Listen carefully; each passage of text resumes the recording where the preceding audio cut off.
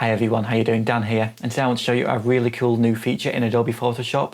This update allows you to double the resolution of your RAW images in Adobe Camera Raw. It literally takes a couple of clicks, and also it works just so amazingly well. It's a really awesome new feature. This opens up so many options for smaller cameras like the Canon R6 and the Sony a7 III. A lot of people worried about these cameras because they were made for a hybrid audience, but they had quite a low megapixel count. So a lot of people was thinking, well, are these cameras actually going to be suitable for me, for printing, for wildlife, for landscapes? And people didn't really know until they started getting their hands on them. But with software like this kind of bridges that gap. It makes you think, do you need a 50 megapixel sensor? I mean, I'd argue that shooting on a 50 megapixel sensor would be better than doing this in post. But the fact we can now do this, I think will bridge that gap. And it will allow us hybrid shooters to really get more content with our cameras, which is absolutely amazing. We're all for that. I apologise for any noise, there's some builders just out next door. But let's get started. So let's open our raw image. So I've got mine here, and I'm just going to open it with Photoshop, which will prompt Camera Raw to open up. And I'm on version 13.2, where you should find this feature. So as you can see here, I've got an image from my Canon R6, which is a 20 megapixel file with a resolution of 3648 by 5472.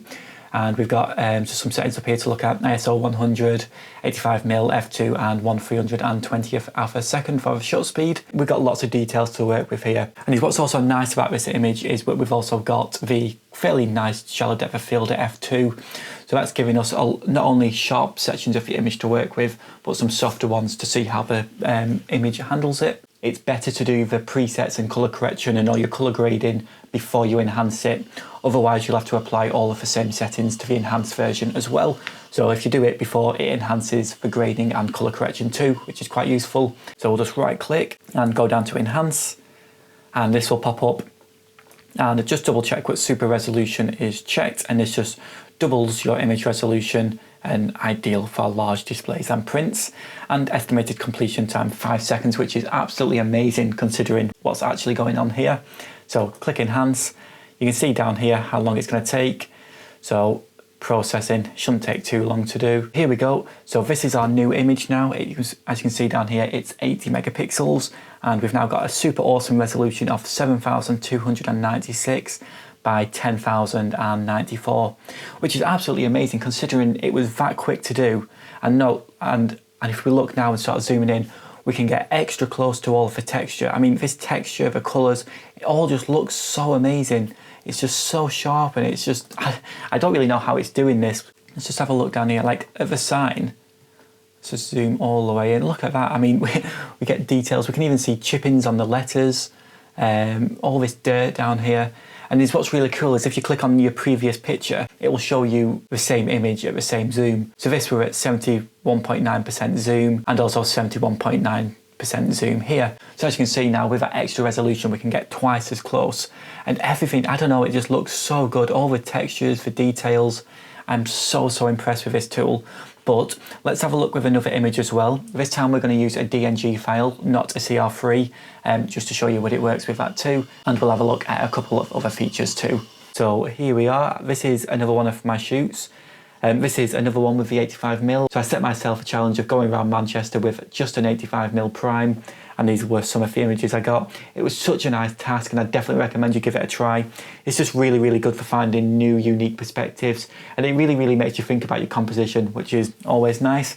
But yeah, let's enhance this image. So this image should be quite nice as well because there's so much texture on the metal, so it'll be interesting to see how it handles that. So let's just quickly have a look. Right click, enhance. Super resolution, yes please. Now we've got a 66 megapixel image with this one. So it does make a huge difference with what the actual raw resolution was. This has already been cropped for Instagram, so that's why the resolution is a little bit lower. But look at this, when we zoom in on the texture, that's just absolutely incredible. Like, we can literally zoom all the way in.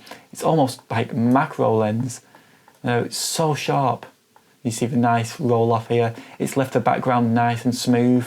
So you see, this is such a cool tool. I'm super impressed with this tool, and I do think it's got so many applications. As I mentioned at the start of the video, this is absolutely amazing for hybrid shooters on cameras like the Canon R6 or the Sony series. So good to be able to have the video capabilities, but now as well being able to produce these super high megapixel images, ideal for print or even just depending on what you're shooting. If you're shooting landscape, you generally want a nice high megapixel, or even if you're shooting portraiture or wildlife, that megapixel count does really help.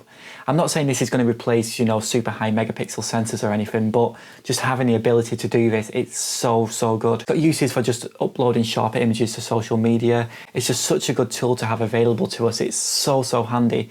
One thing I will say though is that this does definitely increase the file size. It does make the file size pretty much about 10 times bigger, so you very quickly are going to see storage problems. But I think for just doing it for select images, this is definitely something to look at and definitely something to try out.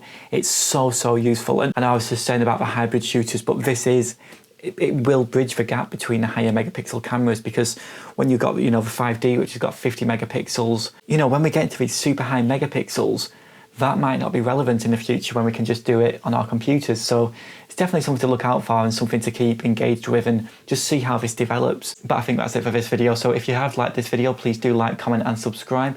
And I would love to see any examples of the work you've enhanced. Honestly, it's just such a cool tool to try out. I would definitely recommend it. Leave a comment down below if you think this is a useful tool, or do you think it's just a gimmick? I'd love to hear. Thanks again for watching, guys. It does mean a lot, and I will see you in the next video. Cheers.